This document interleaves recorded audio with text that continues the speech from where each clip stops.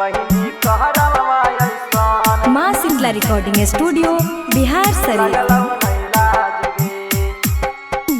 DJ Kanchan Raj Muzaffarpur. जानू जानू कही के हमारा फसाइए दिन ही गे सोना फसाइए दिन ही गे सोना।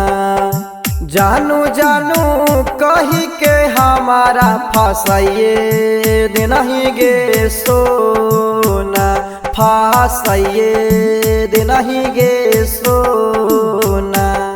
आ घरवा में बोलाई के हमारा पिटवाइए दिन ही गे सोना। आ घरवा में बोलाई के हमारा पिटवाइए दिन ही गे सोना। एगो ई दीवाना के पागल बनाई दिन ही गे सोना बनाई दिन ही गे सोना। आ घरवा में बोलाई के हमारा पिटवाइए दिन ही गे सोना। आ घरवा में बोलाई के हमारा पिटवाइए दिन ही गे सोना। आ घरवा में बोलाई के हमारा पिटवाइए दिन ही गे डीजे कंचन राज मुजफ्फरपुर। आ घरवा में बोलाई के हमारा बोलाई के तू घर में बैठनी।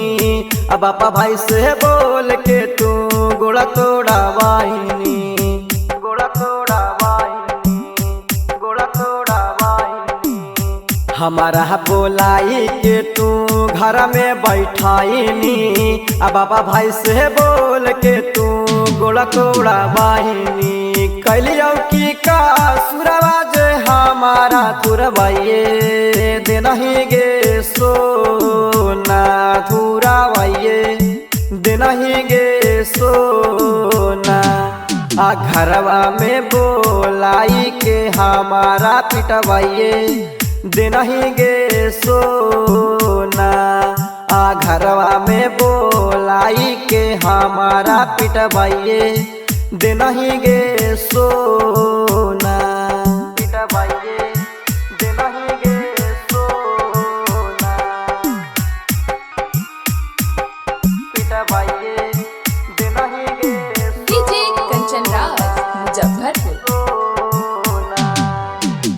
हम नहीं जाना लियो की होमिदा गाबा जगे कहनी कहरवा ऐसान लगलौ नहीं लाज गे लगलौ नहीं लाज गे लगलौ नहीं लाज गे। हम नहीं जाना लियो की होमिदा गाबा जगे कहनी कहरवा ऐसान लगलौ नहीं लाज गे। सतेंद्र बिहरिया के नजर से गिराइए नहीं गे सोना गिराइए नहीं गे सोना।